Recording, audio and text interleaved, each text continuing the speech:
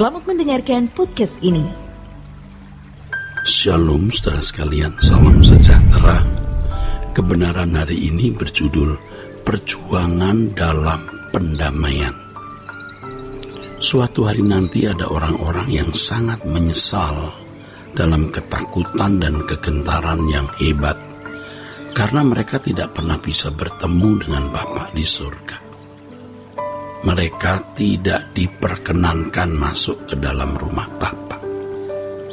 Pada waktu itu mereka baru menyadari betapa singkatnya hidup di bumi ini dan betapa tidak berartinya segala sesuatu yang diperjuangkan untuk diperoleh dan dimiliki selama hidup di dunia yang fana ini.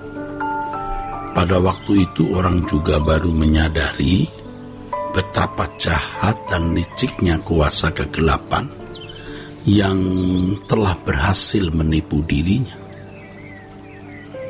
Orang-orang yang telah tertipu tersebut sangat menyesal karena selama hidup di dunia menganggap Tuhan bukan sesuatu yang bernilai tinggi. Sebaliknya menganggap dunia sebagai sesuatu yang dapat memberi kebahagiaan.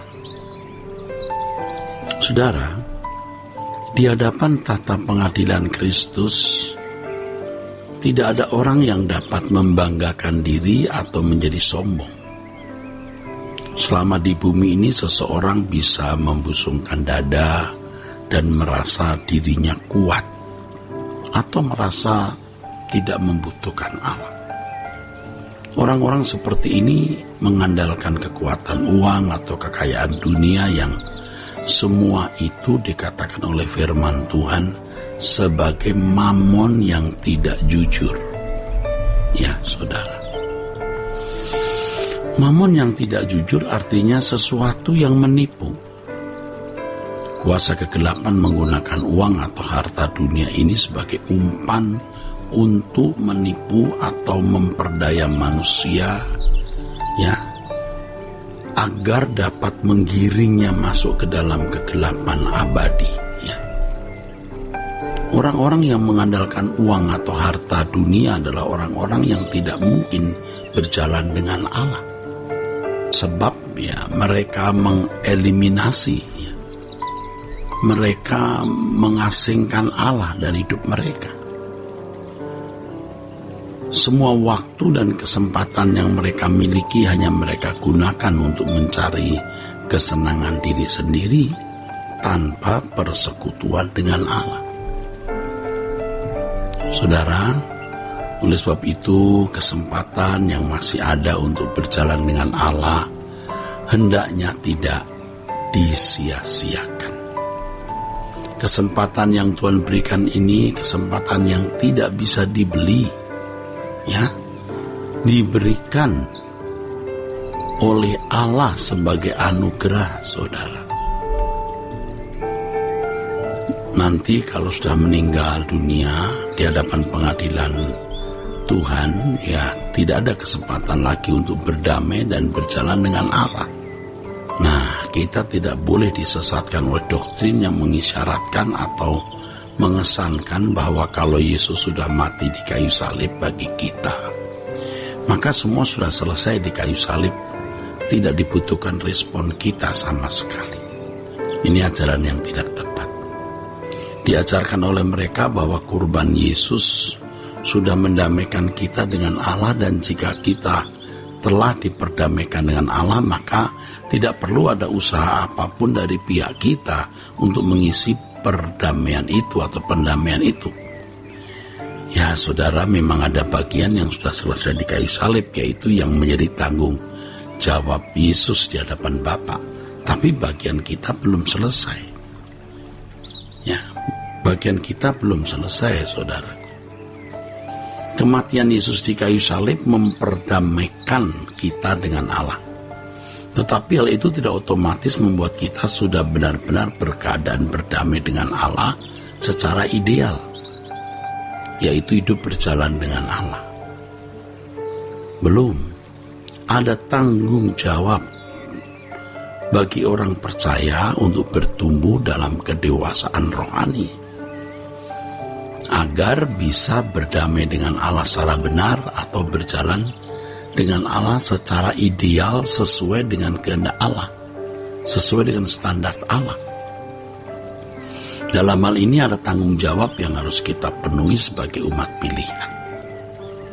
Itulah sebabnya Yesus memberi mandat agar semua bangsa dimuridkan, artinya agar orang percaya diajar untuk menjadi manusia sesuai dengan rancangan semula, agar bisa bersekutu dengan Allah yang Maha Kudus.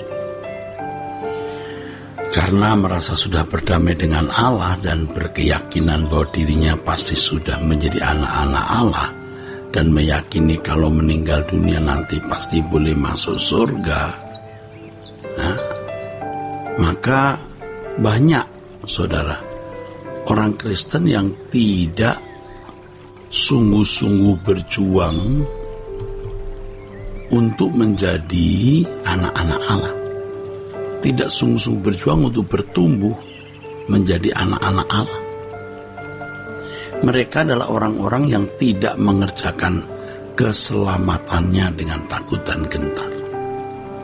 Mereka menganggap bahwa keselamatan itu mudah dan sudah terjadi secara atau sudah berlangsung secara otomatis ketika mengakui Yesus sebagai Tuhan dan Juru Selamat dengan mulut dan pikiran mereka. Padahal, saudara, pengakuan bahwa Yesus adalah Tuhan dan Juru Selamat dengan mulut dan pikiran itu harus diterjemahkan dalam perilaku secara konkret. Harus diterjemahkan dalam perilaku secara konkret. Seperti kehidupan yang dijalani oleh Yesus, yaitu melakukan kehendak Bapa. Karena hal ini, maka banyak orang Kristen yang nanti akan ditolak oleh Tuhan sebab mereka tidak melakukan kehendak Bapa, saudara. Ya. Keadaan orang-orang Kristen yang sangat berbahaya ini tidak disadari oleh mereka. Sebab mereka tidak mendapat pengajaran yang benar.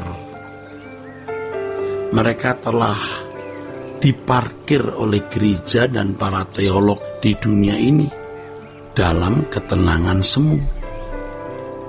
Dengan pengetahuan doktrin mengenai keselamatan dan berbagai doktrin lain, mereka merasa sudah menjadi umat Allah yang sudah selamat. Padahal sesungguhnya mereka orang-orang yang hanya memiliki pengetahuan tentang keselamatan, tetapi mereka sendiri belum mengalami dan belum memiliki keselamatan, saudara. Ya, belum memiliki keselamatan. Inilah kekristenan di atas kertas, bukan kekristenan dalam kenyataan hidup. Biasanya ciri orang-orang Kristen seperti ini salah satunya ya, hanya sibuk mempersoalkan doktrin, tetapi tidak sungguh-sungguh menguji diri mereka.